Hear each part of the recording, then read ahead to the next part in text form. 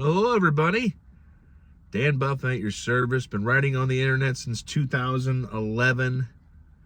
When my pal and writing mentor Bernie Miklasz says I've been writing on about St. Louis sports since '85. I'm like, woo, baby. But yeah, I've been here since 2011. Started out on WordPress blog.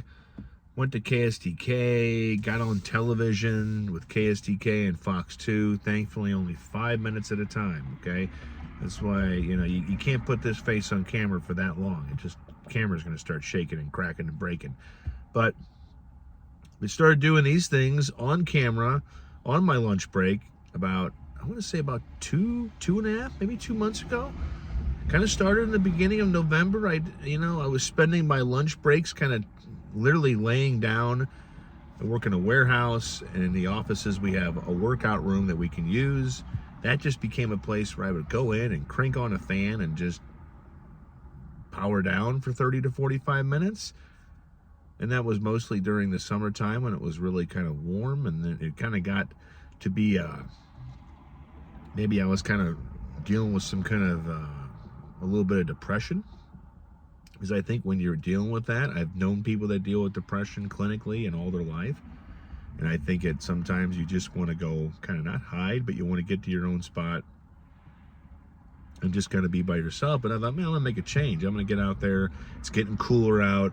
It's a time where I can kind of be out here with the windows cracked and not be cold or hot.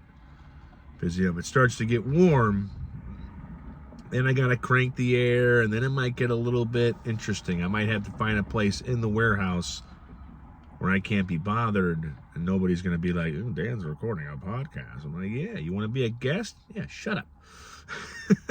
But for now, because even in cold weather, I can just roll the windows up. So we don't have to worry about that problem until it gets warm and the bugs come back and I start to get miserable. Anyway, you are watching the Buffa's Buffet podcast. You can find all of this on dailydoseofbuffa.substack.com. It's not a long HTML, it just, dailydoseofbuffa.substack.com. You can type into Buffa's Buffet into the Googles and say, run Googles, and they will find my website. And that's where all the written work and that's where all the vocal work go. Today, it's going to be another 5 things, and we're just going to be speeding through it. This is going to be called the speed round of 5 things on my mind. Number 5. I don't know if you watch hockey. I don't watch enough hockey, not even the local team. I don't watch enough Blues to kind of write about them daily.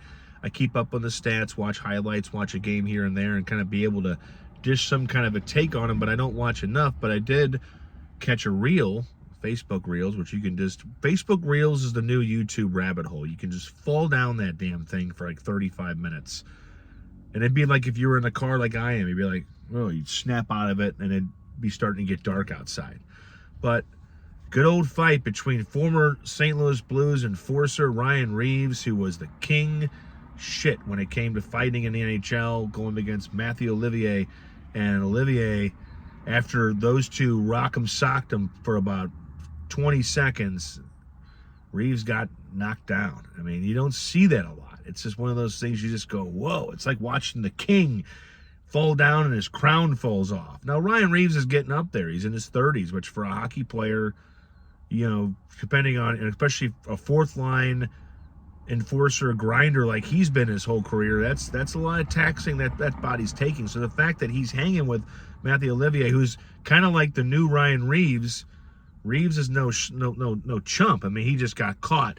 I think if you watch the video, that Olivier, he threw a punch, and when he came back, he kind of caught Reeves right on the jaw, and I think almost his pullback kind of knocked him out. But nevertheless, Reeves hit the ice, and he was a little bit out of it, because Reeves is a guy that talks shit.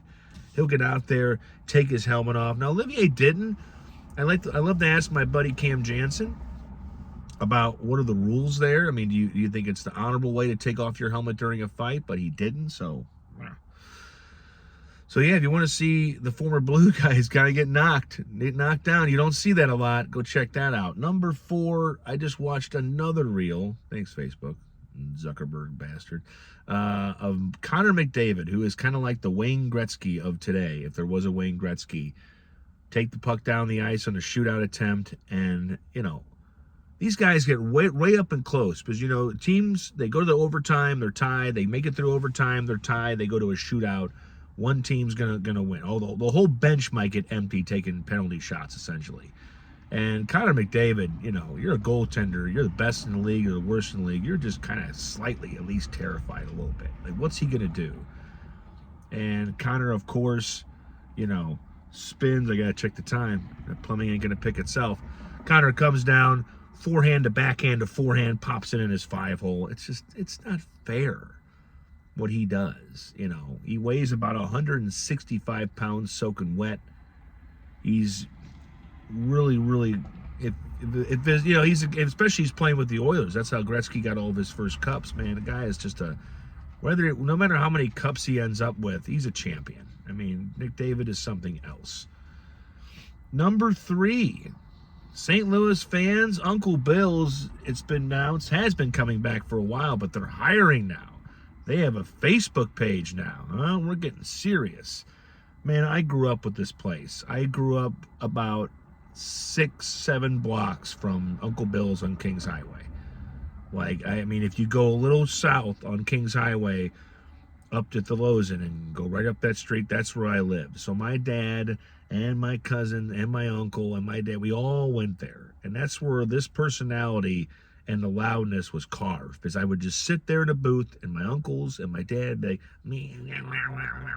there's my stuttering ass going, up, okay, quiet, Dan, and then, we'd eat breakfast. My dad was supposedly the only guy, and I asked the Uncle Bill's staff this, he's the only guy they would let write a check, because he would come in after his hospital shift down North Kings Highway on Barnes Hospital, and he'd come down and get a little breakfast. So I'm glad they're coming back. They closed up.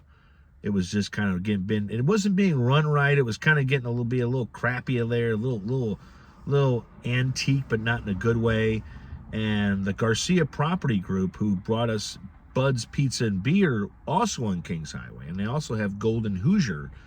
They are just remapping that whole part of South Kings Highway. So they did this, and it looks great. There's a little pavilion right in front of the front door now. It still has that Uncle Bill's design, and so it's gonna be awesome. So number 3 is Uncle Bill's is coming back, baby, and they're hiring. And if I had time, there's almost a part of me who wants to just go, man, I'll just do a couple shifts a week, huh? Women and men, kids, you want to order some food from this guy? I'll give you a little 5 things on my mind, and here's your fucking hash browns. No, I'm just kidding, but I'm happy about that. Number 2, man, I'm a little sad that the way movies are being screened. When I started as a film critic, everything got screened. I mean, there weren't a lot of big movies that would come out. You'd get like 1 or 2 a week. When I started back in 2012, which is, that was when we had my buddies, we created a website called filmaddict.com. It's gone now. We ran that thing, and that got us on the press list. Like my WordPress blog, Dose of Buffa, got me into the sports world, because I was able to get on a blogging website and then have it grow.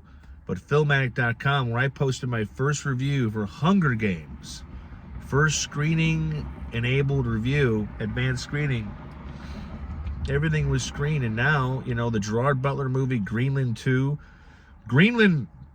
which was what the first one was called, came out a few years ago. I want to say 2022, maybe earlier, but around there. Gerard Butler does a lot of decent action films, but every once in a while he does a banger. And this one was great. It was about a family. The world is going to be wiped out by a catastrophic natural disaster. Nothing worse than a nose itch during a podcast. And Greenland, not really a spoiler alert, but that's what they're all trying to get to. That's a safe haven there. But in part 2, Greenland 2 Migration, is you find out that that's only a safe haven for so long. So then they have to go on the run again, and the world is gone. It's just wiped out, and they have to go back up to a barren land, and they're not screening that. And it just kind of makes me a little sad. I hope they screen the Jason Statham movie Shelter. Don't stop screening action films. It's not my local boys at the Allied. It's just the general of what studios are going to do. Studios will give out their screenings. It isn't like Allied's like, we're not going to screen this for you, bitches. It's more like the studios just saying, hey, we don't really want to screen this in St. Louis. And so, yeah, after the pandemic, they shut down a lot of cities. They turned off. That's what they call it. A lot of city screenings. So I hope they don't turn off all the action screenings, man. I need that. I mean, that's escapism. I can't see in my parking lot right now Jason Statham beat 3 bad guys up and not even grow a bigger beard in like a week the movie takes place. I mean, I need that. I need that in my life. So hopefully we get screenings for the Statham film. But Gerard Butler got hosed in St. Louis. Number 1. I want to just have a message for the people that don't think the Cardinals need to rebuild. Yes, they do. Unless you want, if you're sitting there going, man, why are they rebuilding? Do you want them to spend $150 million on a baseball team and finish in 3rd or 4th place for another 5 years? No. You got to lose for a reason. You're rebuilding. You're tearing down the instructional departments of your team, which are vacant for the Cardinals, and they're putting in new ones.